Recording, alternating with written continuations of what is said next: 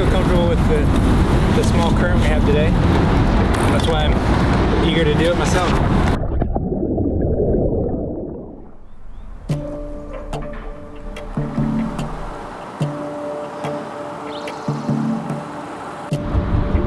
That's not the right date, but we're in August 2023. So by this time you've heard the story. Kristine Andersons went missing July of 2022. She was visiting a friend, staying up on a houseboat up here in this river, and was supposed to be meeting with her girlfriend the next morning. She was never seen again. I have my own theories on this case, but nonetheless, this boat ramp has a vehicle at it, and it is the very first boat ramp that she would have passed upon leaving the man's house she was staying at. Upon scanning this vehicle with my dad, I found one vehicle, and we need to dive this vehicle, identify if this vehicle is her car, and if it's not, you know, we need to clear it and move on.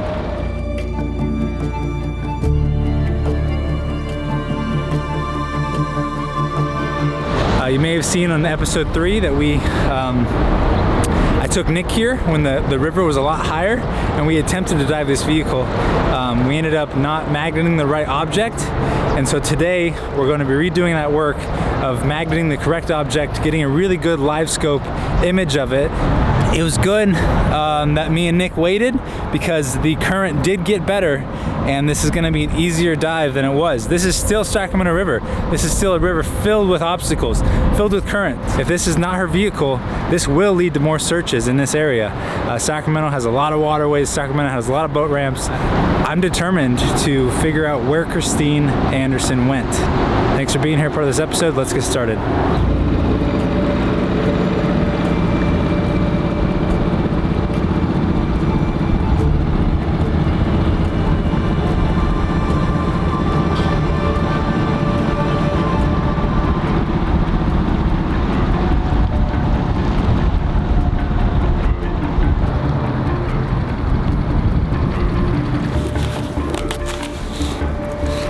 I feel comfortable with the small current we have today.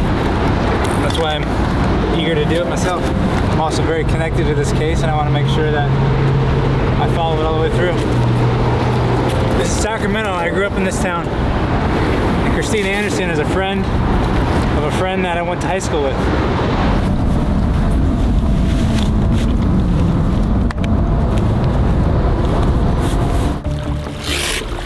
Simple fix.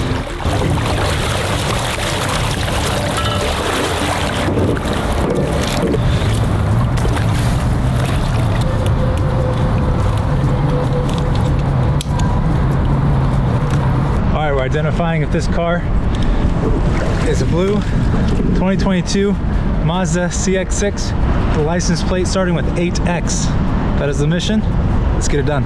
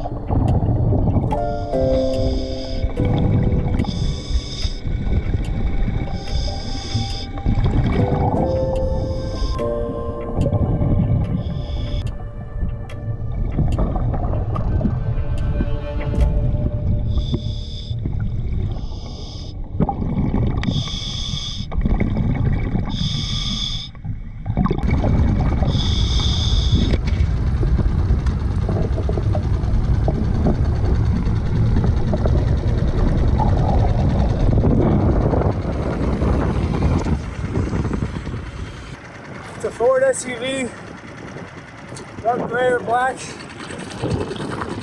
Both the front and the back are buried in sand. Driver's window's open. Completely filled with silt. Couldn't even touch the steering wheel reaching in. It has no trunk, so it goes straight back. It's facing that way. and then it's on its side, completely buried. All you can see is the top left corner of it. I do want to try to bring up the mirror because we can identify it with that. I'm just having a hard time getting it loose. All right, we're gonna go back down and try to get some kind of identification on what this is. Most of the vehicle's buried, so it's gonna take some work. We got half the tank, and they're gonna get it done. But as we know so far, this is not Kristine's vehicle.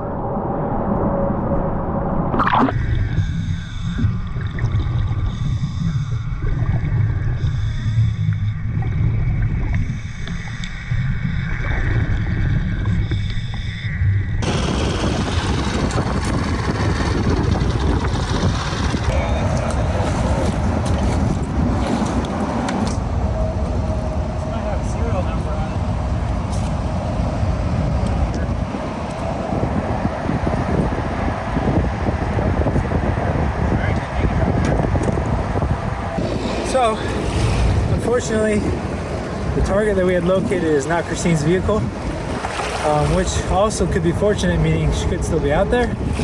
However, our job is to clear the waterways, so I'm sure there'll be additional scanning to do in Sacramento to see if her Mazda CX-6 is in this area.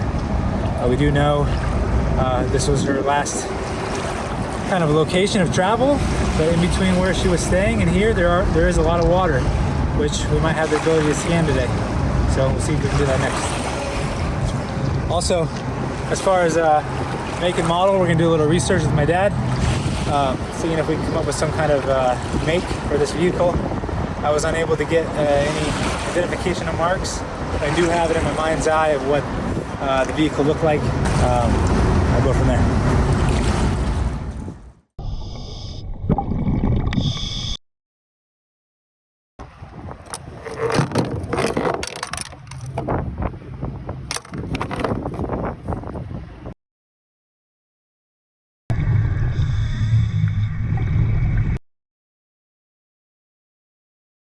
It's a Ford Econoline.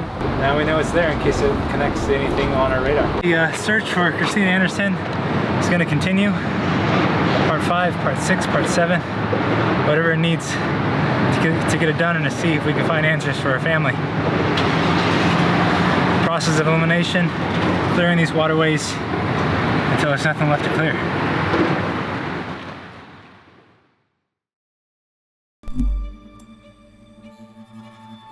Still holding out hope that Kristine Anderson is okay and will call home soon. Kristine Anderson is 5'3" and weighs around 120 pounds with blue eyes and blonde hair. Anyone with information on her whereabouts can call the San Diego Police Department.